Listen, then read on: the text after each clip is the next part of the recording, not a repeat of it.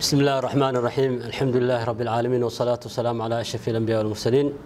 سيدنا محمد وعلى آله وصحبه وسلم لما حلوان بعض الصحافة لما أمد الصوماليات ميلو الجوان وحان لنا السلام عليكم ورحمة الله وبركاته ما أنت تاريخ تهي شن لباتنكي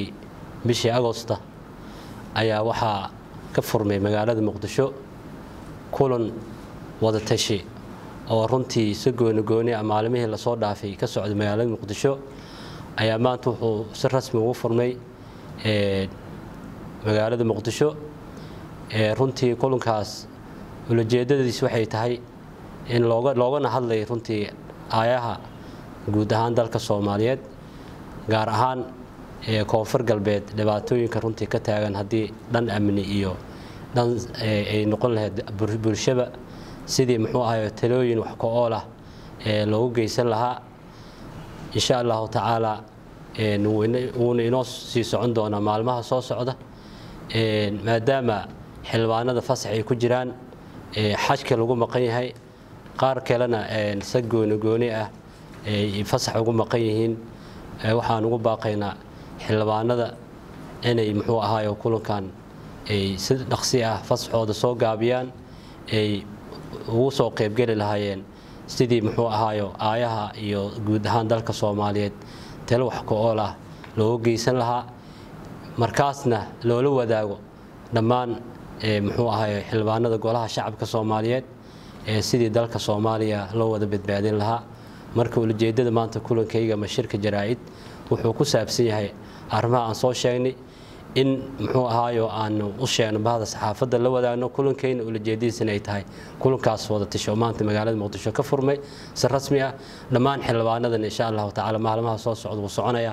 wayna ka soo qayb galayaan wayna sugayna biidinilaahi taala fasaxidooda iyo inay soo gaabiyaan maadaama baarlamaanku uu furmi rabo marka waxaan leeyahay aad iyo aad ayaad u mahadsantihiin wassalaamu calaykum waraxmatullaahi wabarakaatuh maanta halkan waxaan sugnay mid shir oo gaar ama gooni muddo uu soo socday xildhibaanada oo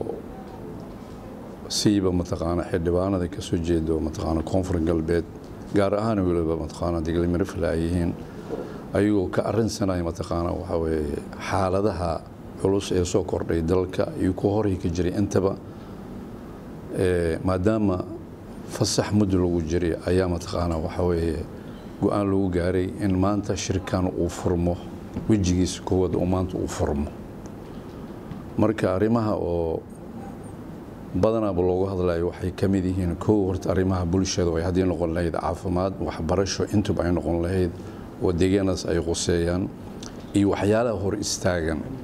labo xagga amniga saas oo kale oo ay laftarkooda in laga hadlo oo laga doodo oo la iska wareysto iyo tan kale oo mataqaana wixii kale ma aragtay wax way oo siyaasad ahaan oo dalka ka jiro in xildhibaanada ay ka munaaqashoodaan marka waxa weeye go'aanka ugu weyn waxa weeye in shirkii wala sii socdo maadaama ay xildhibaanada oo beesha aan tilmaamay oo deglimir file oo ay ka hadlayeen deegaankaas mataqaana ay ka hadlayeen iyo midda caamka ee Soomaalida intaba ay wadaagaan waxaan mataqaana ugu baaqaynaa xildhibaanada in ay fasaxooda mataqaana wax way soo dedejiyaan taas waxa way ballan noo horeeyay marka hore buu ahaa waayo meelaha baraha bulshada lagu ballamay baan ku ballanay in ayna soo dedejiyaan si ay aaradooda ifkaartooda mataqaana ay u kordhiyaan shirka mataqaana hadda socdo shirka waxa way waa sii soconaya intii baarlamaanka mataqaana uu soo furmin laakiin shirka insha Allah waxa wixii natiijo waa ka soo bixi doonaa laakiin hadafka ugu weyn waxa weeye in aan ugu hadalno waxa la wixii daraasad mataqaana aan ku soo sameeynay iyo wixii jir mataqaana dalka oo siiba mataqaana waxa weeye oo taagan Soomaaliya guud ahaan ha noqoto gaar ahaan mataqaana beeshan waxa la dhibaato ay u arkayso in ay ka doodo ay u aragto Soomaaliya intana ay soo bandhigto beesha ay ka soo jeedaan mataqaana ay u bandhigaan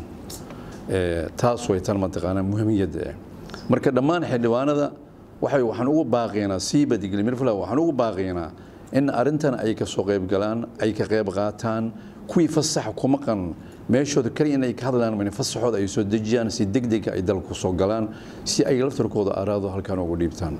marka muhiimadeena waxay tahay waxa weeye in dhibka uu jiro aan u tabino sheegno maadaama anaga loo idmaday waxa alaala wixii dhibaato soo kordho in mataqaana dadkeena iyo deegaankeena aan ka hadalno taas way waxyaalaha aan mataqaana aan u shirnay shirkan noogu furmay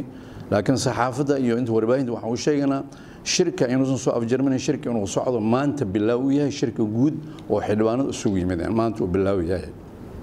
muddada socon doono iyo intaba iyo wixii ka soo baxo doono intaba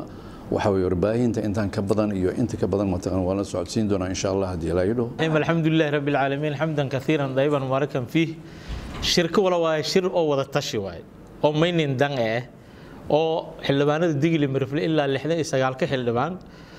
mayla raay ku shiraayan way aayo dambe ama mayla raay jiritaanka dambe oo digli marfle deegaanadiisi oo dhibaatooyin badan ka jaran iyo mayla raay dhinaca siyaasad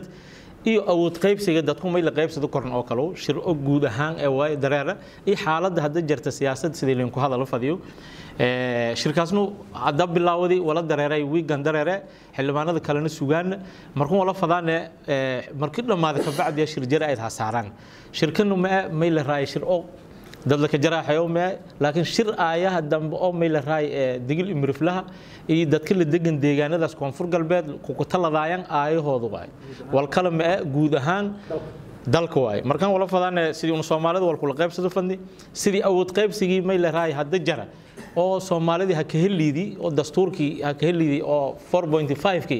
hatta mayla raay sidii 4.5 kaas mayla raay ka dareer sii fandi iyo mayla raay dhibaatooyinkan wadooyinka una nihaay oo mayla raay dad mayla raay la ka jaraaxayo la ka dilo oo kufsiga ka jar walaagas dhan wal ku saabsan waay bulshadii iyo mayla raay cabashadii iyo xildhibaanadan ku hadlaayaan ka bacdi go'aan hasaaro doonaan insha Allah markii go'aanka la hasaaro wariyaash wal siin weere markaas mayla raay press conference qodaan